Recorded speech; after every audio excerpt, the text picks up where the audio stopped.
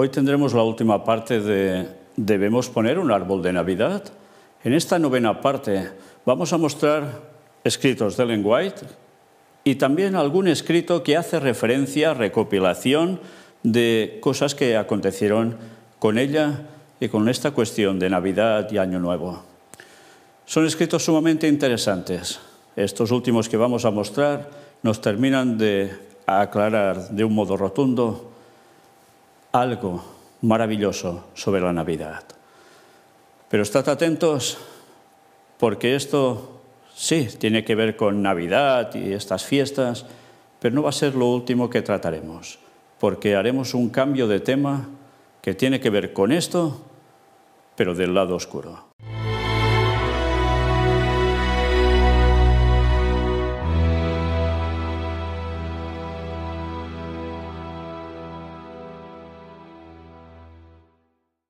Y esta última parte la empezamos con este libro de James R. Nix. ¿De qué va? Pues sencillamente muestra cosas sobre la vida de Ellen White que también vale la pena conocer. Y aquí explica algo. En 1878, una pesada deuda pesaba sobre la iglesia de Oakland, California, y existía el peligro real de que, por quiebra, les fuera arrebatada a los creyentes. Edson White, que se encontraba entonces en California, escribió a sus padres preguntándoles: ¿se venderá la iglesia a los campbellitas que querían comprar el edificio? La señora White dijo no, y James White dijo no. Antes que permitir que eso sucediera, James indicó que vendería su casa en Oakland. El plan de Ellen era algo diferente: que haya un árbol de Navidad en cada iglesia de California, que se cubra todo con frutas en forma de dinero en efectivo, en sumas desde 10 centavos hasta $100. Al mismo tiempo le pidió a Edson que pusiera en el árbol $100 de James y la misma cantidad de su parte. Escribió a su otro hijo, Willie, que estaba en Battle Creek, dándole instrucciones para que pusiera sumas similares en un árbol de Navidad que se instalaría en el Dime Tabernacle. Bien, pues es interesante porque aquí nos damos cuenta una vez más de cómo aprovechar el árbol de Navidad. ¿Para qué? Para beneficio de la obra de Dios. Sí, qué mejor solución que esto. Y algunos dirán, no, pero si esto, como siempre dicen, por más que se muestre, es pagano y no hay que aceptar algo pagano. Bueno, pues id viendo lo que vamos a presentar hoy. Vamos a este apartado que está extraída de cartas y manuscritos, y el título era Fidelidad al confesar a Cristo. Por tanto, a cualquiera que me confiese delante de los hombres, yo también le confesaré delante de mi Padre que está en los cielos. Mateo 10:32. ¿Confiesas a Cristo en el gasto de los medios que te han confiado? ¿Se confiesa Él cuando la mayor parte de tus ingresos se gasta en ti mismo, cuando se retiene el diezmo del Señor y cuando los regalos y las ofrendas se utilizan para tu propio placer y beneficio? No estaría fuera de lugar que usted encabezara una columna en su libro de cuentas nacional, Caridad. Si hubieras hecho esto y hubieras anotado todo lo que has gastado para ti y todo lo que has usado para caridad, la lista de lo que has gastado para ti sería una gran cantidad, pero ¿cómo quedaría tu columna apartada para caridad? ¿Afuera?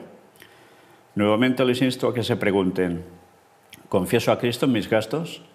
Encabezar una columna de su libro de cuentas, Caridad, sería una revelación para usted. Ningún otro humano puede ver ese libro excepto tú mismo, pero el Señor Jesucristo lo ve, y tu recompensa en el día del juicio final será de acuerdo con tus obras. Cuando a los que han profesado ser cristianos se les pregunta, ¿cuánto debes a mi Señor? Lucas 16:5. Muchos permanecerán en silencio y convencidos, no preparados para responder, porque no han considerado las deudas del Señor y no han apartado nada para caridad. ¿Has estado adelante con regalos y ofrendas? ¿No revelaría un examen de su libro de cuentas que ha descuidado su deber a este respecto? Si Cristo tuviera lo que es suyo en diezmos y ofrendas, no quedaría tanto para desembolsos egoístas en chucherías y ostentación. Se gastaría menos en vestimenta, excursiones de placer, entretenimiento o exhibición en la mesa. Podemos confesar a Cristo sin hacer preparativos elaborados para los visitantes. Podemos negarlo haciendo más preparativos que los ordinarios, lo cual requiere tiempo que por derecho pertenece al Señor. No solo le robas a tu familia la atención que necesitan para preparar un entretenimiento elaborado, sino que la práctica es seguida por otras personas a quienes has influenciado con tu ejemplo. El Señor no nos juzga según la altura y elevación de nuestras diversas esferas, sino según la fidelidad con que las llenamos. Antes de entretenerse para la gratificación personal, pregúntese, ¿no es este el tiempo y el dinero de Dios que estoy gastando innecesariamente? Abra su libro de cuentas y vea cómo está su cuenta con Dios, con su casa y con el mundo. Vaya mensajito, ¿eh? Vaya mensajito. Cuánto que aplicar. Y esto aún no es todo. ¿Has confesado a Cristo diezmando fielmente la menta, el anís y la ruda? Cuando damos el diezmo al Señor, solo le estamos dando lo que es suyo y retenerlo es hurto, o mucho hurto. Cuando retenemos el diezmo, retenemos lo que Dios desea que sostenga su obra en la tierra. Para esta obra de redención, Dios dio el don más rico del cielo. ¿No podemos dar una décima parte de lo que tenemos? Muchos se han olvidado de Dios y han retenido el diezmo. ¿Revela tu libro de cuentas que has pagado fielmente al Señor? ¿Eres pobre? Entonces dale tu pequeño. ¿Has sido bendecido con abundancia? Entonces asegúrese de dejar de lado lo que el Señor registra como suyo. Al tratar verdaderamente con Dios, en realidad nos tratamos mucho más benévolamente con nosotros mismos, porque cuando llegue el gran día del ajuste de cuentas, a todo hombre se le preguntará, ¿qué habéis hecho con los bienes que os presté? Al considerar esta pregunta, muchos de nosotros necesitamos caminar más humildemente y con mayor abnegación ante Dios. A todos los que consideren una cruz no mantener una apariencia ante los ojos del mundo, les señalaré la vida y obra de Cristo, quien por nosotros se hizo pobre, para que nosotros, mediante su pobreza, seamos enriquecidos. El miedo a no mantener las apariencias no tiene por qué existir, porque un curso de acción apropiado traerá honor en lugar de descrédito de todas las mentes sensatas. Confiesa a Cristo en este particular, porque Él ha dicho, si alguno quiere venir en pos de mí, niéguese a sí mismo, tome su cruz cada día y sígame. Lucas 9:23. El descuido de confesar a Cristo en tus libros de cuentas te priva del gran privilegio de tener tu nombre registrado en el libro del Cordero, o el libro de la vida del Cordero. ¿Confiesas a Cristo visitando a los enfermos, a los necesitados y a los pobres? La religión pura e inmaculada ante el Padre es esta, visitar al huérfano y a la viuda en su aflicción y mantenerse sin mancha del mundo. Santiago 1:27. Testifican tus obras, con Cristo estoy juntamente crucificado, y sin embargo vivo, pero no vivo yo, sino Cristo en mí. Y la vida que ahora vivo en la carne, la vivo en la fe del Hijo de Dios, el cual me amó y se entregó a sí mismo por mí. Gálatas 2:20. Vaya amonestaciones, ¿eh? Así como Cristo representó al Padre ante el mundo, así nosotros debemos representar a Cristo. Y se nos presenta todo incentivo para que podamos representar a Cristo guardando el camino del Señor y viviendo fielmente cada requisito de su palabra. Este es el poder del Evangelio.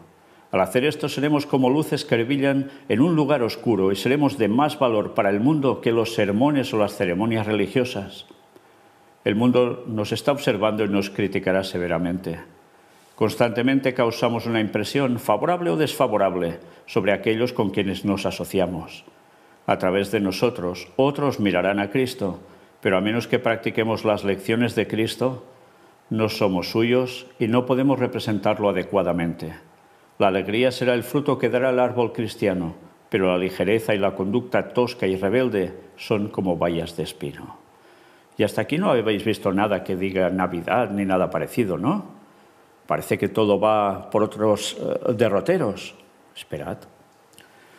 La religión de Jesucristo es una religión de piedad práctica, y mientras la gracia de Dios more en el corazón, el cristiano producirá el fruto de la industria, la frugalidad y la economía.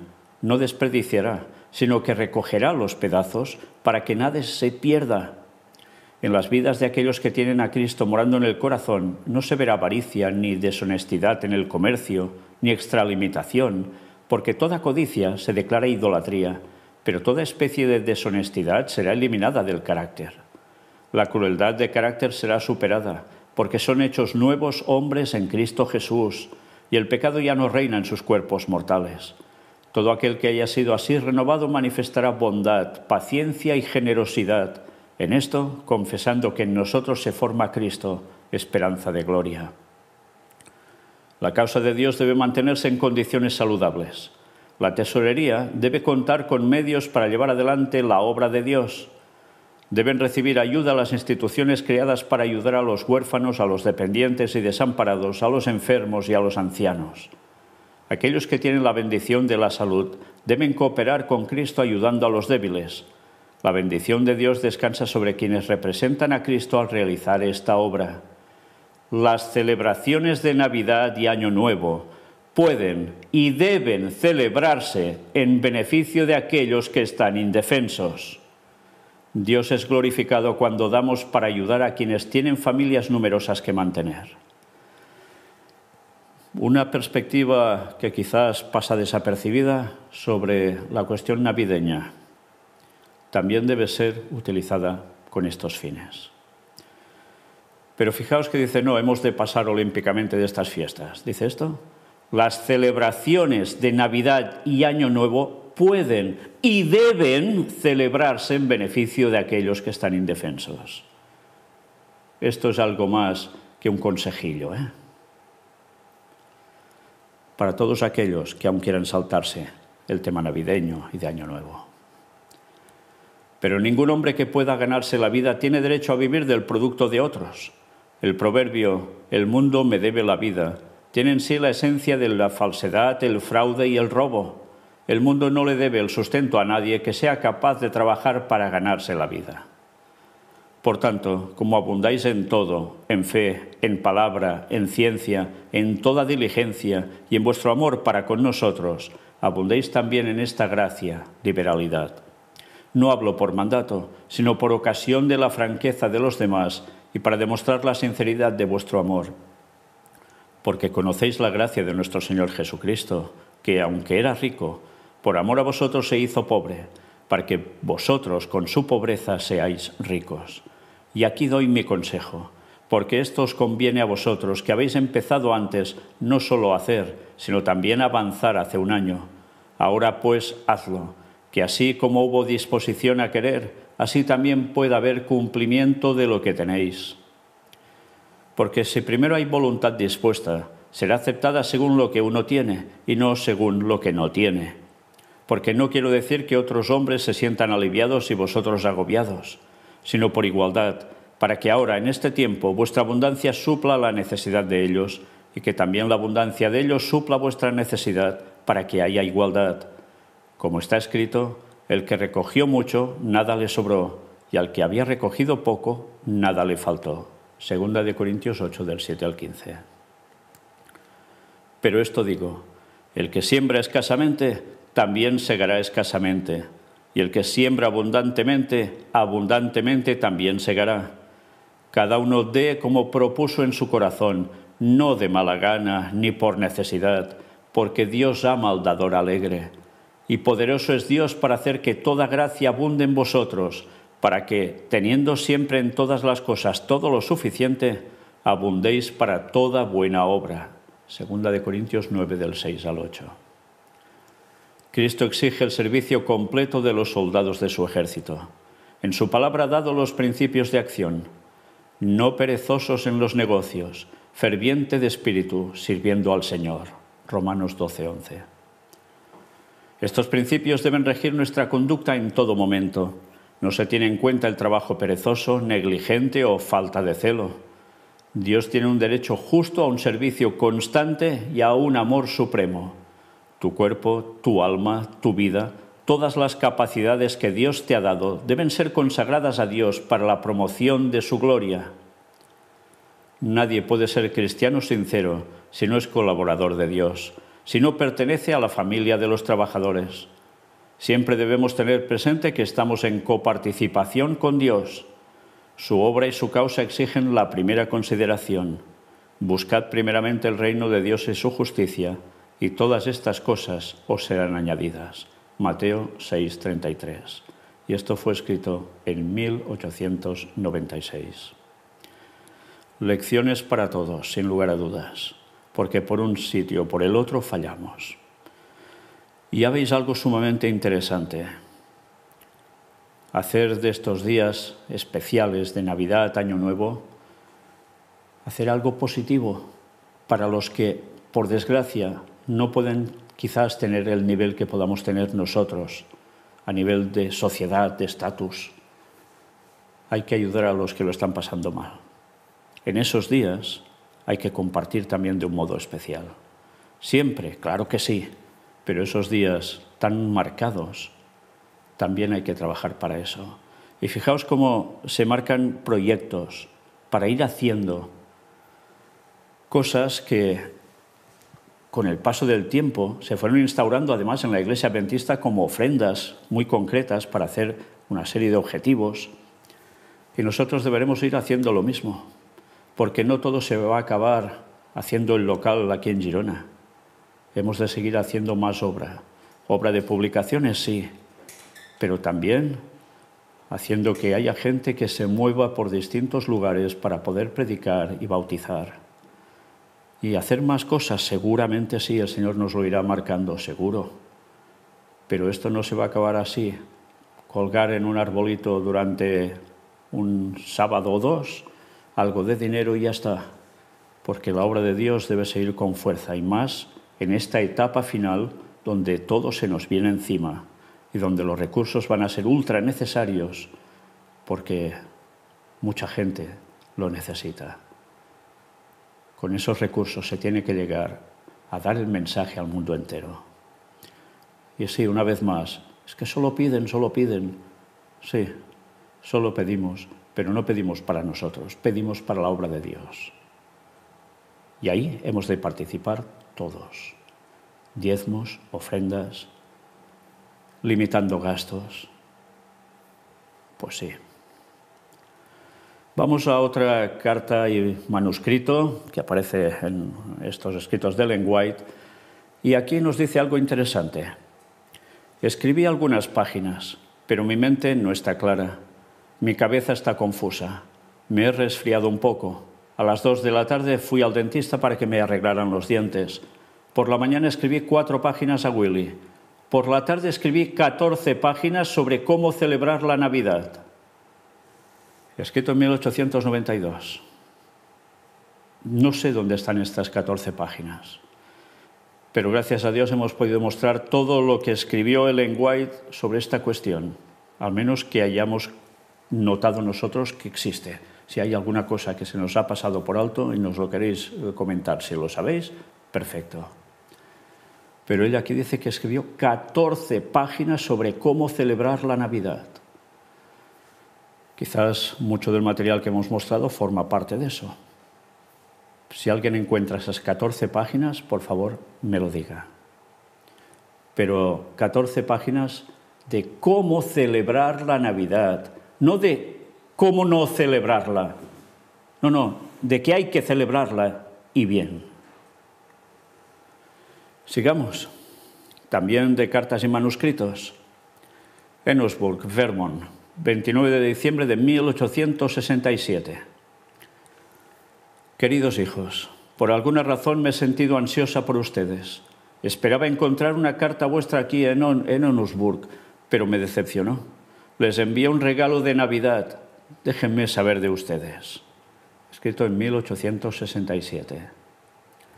¿Qué hace? Les envía un regalo de Navidad. Sí, se los envió. Estaba preocupada por situaciones familiares, lógicamente, como buena madre.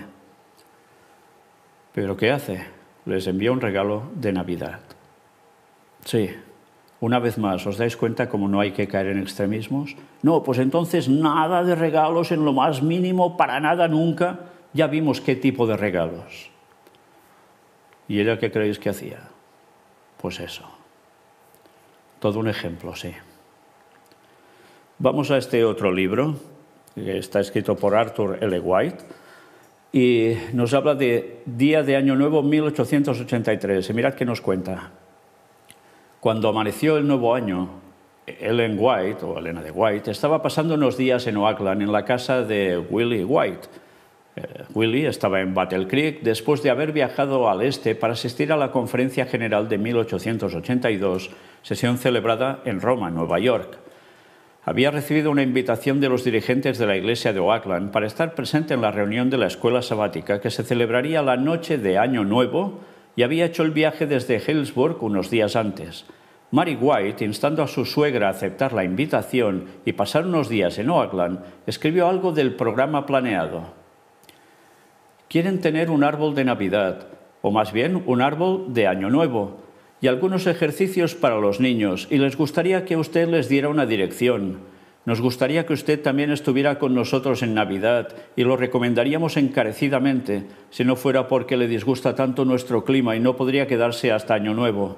Me gustaría que te quedes todo el tiempo que puedas después de Año Nuevo. Eso no era la que está escribiendo esto. No tenemos intención de dedicar mucho tiempo a los regalos de Navidad este año, pero le digo a la familia que si tienen algún regalo que hacer, deben esperar hasta Año Nuevo para tenerlo, tú con nosotros. Así que debes asegurarte de venir. Esto lo escribió el 17 de diciembre de 1882. Cuando Helena de White recibió esta carta, estaba profundamente involucrada en la redacción del volumen 4 de la serie El Conflicto, pero aceptó con agrado la invitación de María.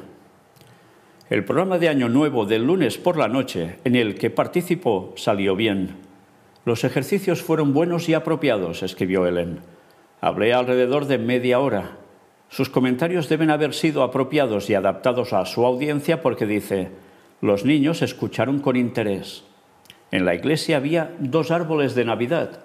Los árboles y sus adornos fueron donados por los bautistas alemanes. Árboles y adornos. Las ofrendas al Señor se colocaron en uno de los árboles como fruto y cuando se recolectaron generaron $172 para la iglesia de Oakland.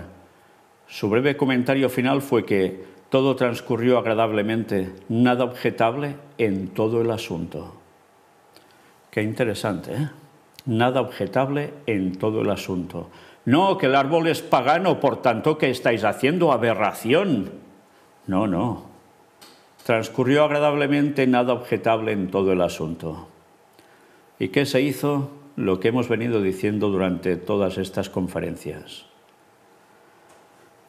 Y todos recordaréis que esto va en consonancia con ese relato que contamos de los bautistas que arreglaron esos 2 árboles de Navidad. Lo recordáis, de una conferencia anterior. Pues ya veis para qué se utilizó y lo que se llegó a generar con el árbol, gracias a Dios, porque la gente era tocada de corazón para hacer lo que debe hacer. Y no decir, no hay que celebrar, paso de todo esto y bla, bla, bla, bla, bla, bla, y quejarse. No. Una vez más, cabeza centrada, que es lo que toca. Y vamos a también este otro libro de Arthur L. White. Estos son 4 tomos, si no recuerdo mal. Y aquí nos cuenta una experiencia, una situación en Nueva York. Dice, a Nueva York. El lunes por la mañana, el grupo White estuvo en Nueva York en la misión de la ciudad y la Escuela de Capacitación Bíblica del anciano Haskell. Estaba situado en el número 400 de la calle 57 Oeste, a un par de manzanas del extremo sur de Central Park. Afortunadamente había un ascensor en el edificio de apartamentos que los llevaba hasta los 6 pisos, hasta la habitación ocupada por la familia misionera de la ciudad. Pasamos el lunes y el martes conversando con Stephen y Hetty Haskell sobre su trabajo. Helena de White participó en la ronda diaria de actividades de la escuela. Levantarse a las 6, estudio bíblico de 6:30 a 7:30, desayuno, clases durante la mañana, etc. ¡Qué programación, eh! El miércoles hubo entrevistas con el anciano Frank y su esposa y una visita al hermano J.E. Jane, el presidente de la conferencia, o hermano pastor. El jueves, ella y Willie tomaron el tranvía hasta Brooklyn para ver el restaurante vegetariano en la esquina de las calles Fulton y Cranberry y visitar a George A. King y Carl Rasmussen, quien operaba el restaurante. Las familias de ambos hombres vivían encima del restaurante. Ya sabéis que Ellen White recomendaba poder hacer restaurantes vegetarianos. ¿Lo recordáis? Pues hubo gente que se puso a ello. Y así se ayudaba a expandir la obra, porque son lugares súper adecuados, no solo para enseñar a comer bien a la gente, sino mucho más. porque con eso también se da el mensaje, porque hay oportunidad de hablar a la gente, haciendo compañerismo con ellos, aunque sean los clientes, mostrándoles la bondad, la gratitud, porque ellos también han asistido allí, y, cómo no, buscar los temas para que todo fluya y puedan recibir el mensaje. De eso se trata. Pero mirad qué nos dice ahora. Los Rasmussen tenían varios hijos y una cuñada viviendo con ellos. Esta última había vivido en Battle Creek años antes y allí había conocido a Ellen White. Había preparado a conciencia a sus sobrinos, los niños Rasmussen, para que temieran la visita de la profetisa. Su filosofía era que era pecado que los niños jugaran con juguetes o se rieran, y afirmaba que la hermana White respaldaba sus alegres opiniones. Vaya, colocaba más o menos a Ellen White a la altura de un ogro. Pero mirad ahora qué dice. Los chicos se quedaron asombrados cuando Ellen White, al conocerlos, se volvió hacia su hijo y le preguntó: «Willy, ¿dónde están esas cosas para los niños?» Willy sacó 2 paquetes, cada uno conteniendo un tren de juguete. Los chicos estaban encantados y sin duda tuvieron cuidado de exhibirlos en beneficio de su tía. Ellen y Willy disfrutaron de una buena comida en casa de los Rasmussen y los Kings, rematada con uno de los pasteles daneses de Navidad de la señora Rasmussen, que a Willy le gustó tanto que pidió la receta. ¿Os dais cuenta? Esto estaba situado ¿en qué época? Época navideña. Pasteles daneses de Navidad. ¿Y qué hizo Ellen White? Le dijo a su hijo que sacara 2 paquetitos para los niños y había un tren de juguete para cada uno. Vaya, también como niños pueden llegar a jugar, solo faltaba. ¿Y qué les dio? Pues eso, algún juguete sencillo, pero que les fuera bien. Evidentemente, como siempre, no tiene que ser todo exclusivamente libros lo que hay que regalar. Hay que saber medir las cosas, tener equilibrio. ¿Tanto cuesta eso? Y nos sigue diciendo: aderezó la comida con unas cuantas historias interesantes y llenas de humor. Al principio los chicos Rasmussen tenían miedo de reírse, pero cuando vieron sonreír a Ellen White y oyeron reír al anciano White con sus propias historias, no tardaron en unirse. La hermana White no se oponía a un poco de humor sensato, pero detestaba las risas estridentes e hilarantes. ¿Y quién no? Que sea un poco claro de mente. ¿Verdad que hay risas estridentes e hilarantes exageradas que molestan? Sí, molestan. Pero reír un poco, sonreír, tener humor bueno, buen humor, no mal humor. Así debe ser un cristiano. Ya sabéis que había en esos tiempos medievales lugares donde el tema de clero prohibía hasta el reír, que eso estaba muy mal considerado. Pues había gente, ya veis, y estos eran gente de los países nórdicos que estaban viviendo allí, en Estados Unidos, y aún también tenían ese mismo pensamiento. Totalmente contrario. ¿Os imagináis al Señor con una cara de piedra todo el rato? ¿Verdad que no? ¿Por qué atraía a los niños? Tenía simpatía. ¿Por qué la gente se sentía a gusto con él? Bueno, pues eso es lo que debe ser un cristiano. Otra cosa es pasarse de rosca y esas risas que se oigan a 4.000 kilómetros de distancia. Claro que no. Cada cosa medida y comedida. Las diversas iglesias del área de Nueva York se unieron el fin de semana a la reunión masiva en el salón de la calle 59 del hermano, el pastor Haskell, anciano. El salón estaba lleno y Elena de White habló ante unas 700 personas sobre la oración de Cristo por la unidad, tal como se establece en Juan 17. En una reunión posterior, volvió a hablar allí ante una audiencia de aproximadamente el mismo tamaño, compuesta por muchos no adventistas. Su texto fue el primer capítulo de Segunda de Pedro y habló sobre un tema favorito, la escalera de Pedro. Al recordar la experiencia, señaló que las reuniones fueron un gran éxito. Esta es la carta 183 de 1901. Sí, ya veis, los frutos se iban recogiendo si las cosas se hacían bien. Que se aprovechaban los establecimientos para hacer avanzar la obra, como podía ser un restaurante vegetariano, para que más gente conociera y no adventistas asistieran a esos lugares y aprendieran el mensaje que estaba dado para ellos. Todo esto en un contexto de Navidad. Sí, los niños pueden jugar, los niños pueden reírse, pueden pasárselo bien, son niños, pero bien encauzado todo, evidentemente. Regalar solo libros de literatura cristiana, solo eso y ya está.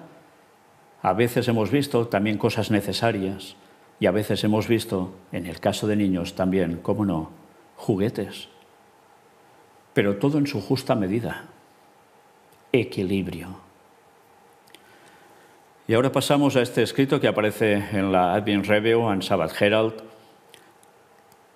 y nos habla de nuestra última experiencia.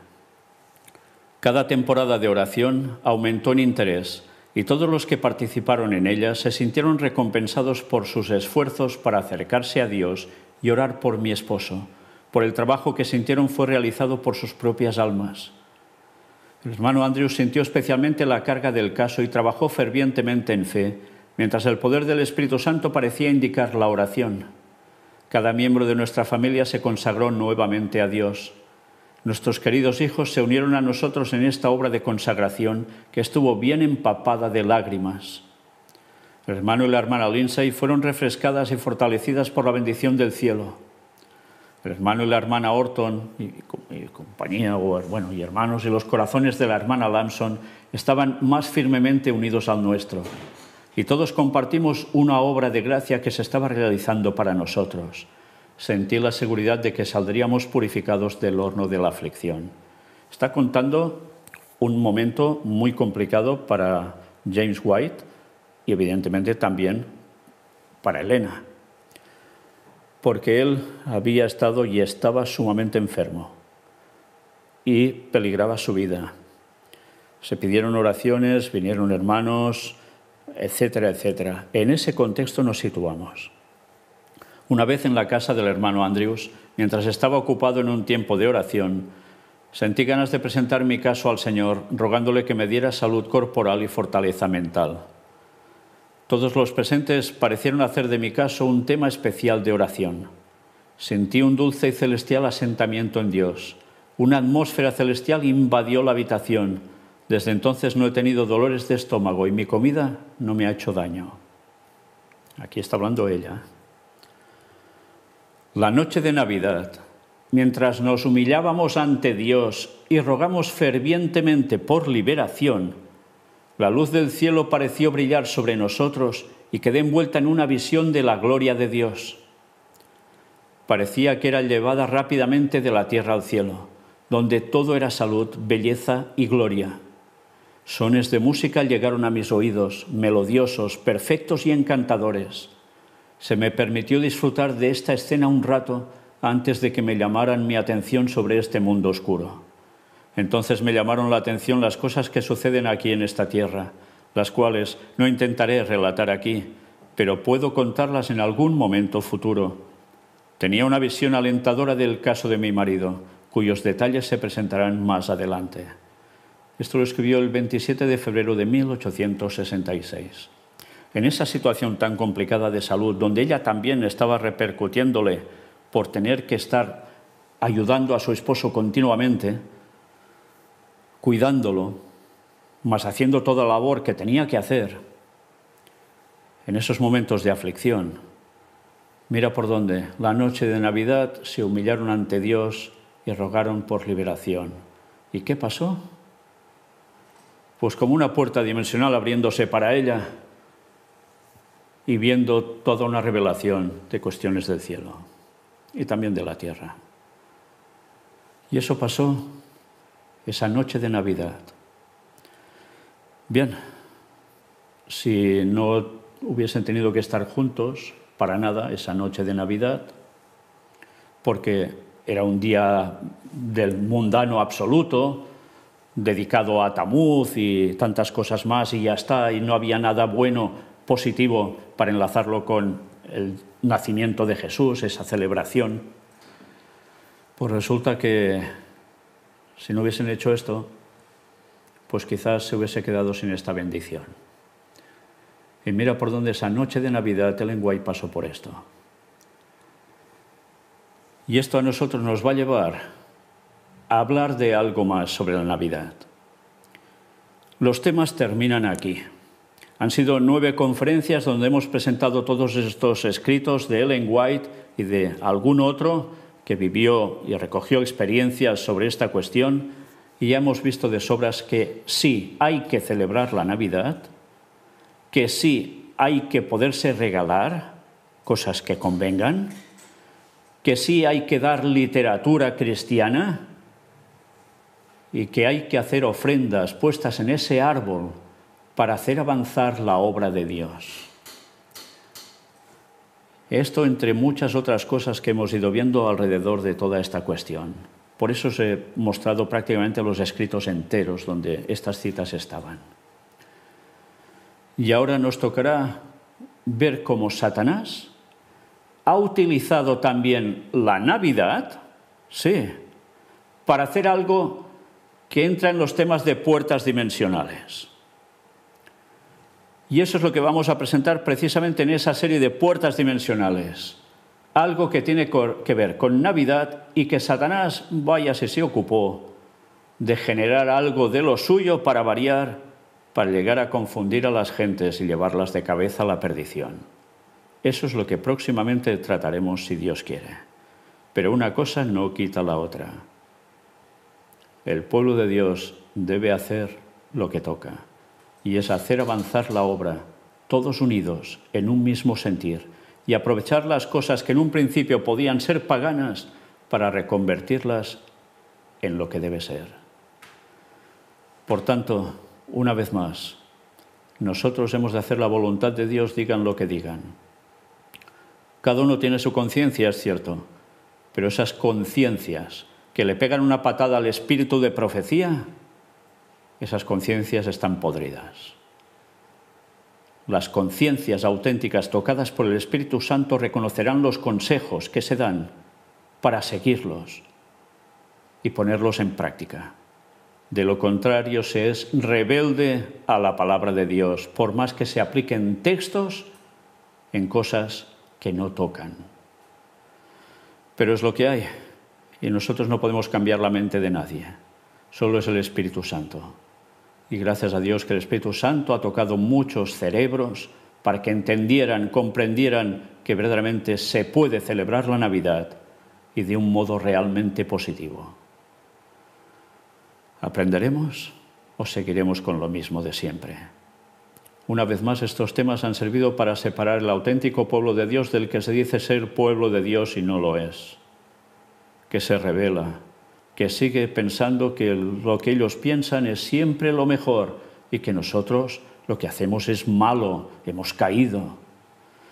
Bueno, pues ya lo sabéis, a los que sigáis pensando esto, adiós, adiós, aquí ya no hay cabida para vosotros, a menos que algún día os deis cuenta y cambiéis. Pero si cerráis la puerta al Espíritu Santo también en esto, difícilmente vais a poder cambiar ya.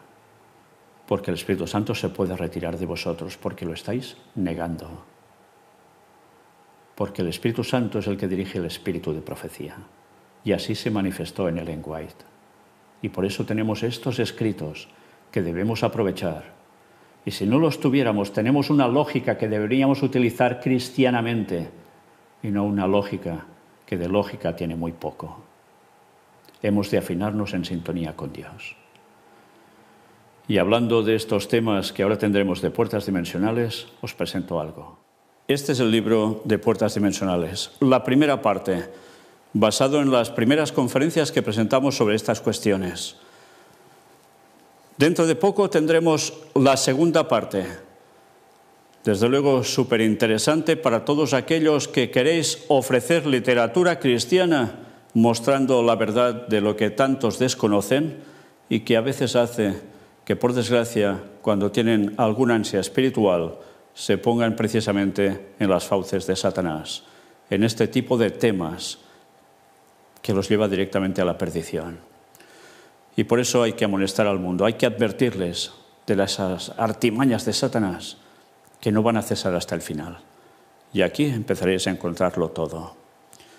Durante estas conferencias hemos hablado de árbol de Navidad, cómo debe ser utilizado, y hemos hablado también en el coloquio de la maravilla de esa significación bíblica sobre los árboles, sobre todo tema ciprés, en relación con el pueblo de Dios.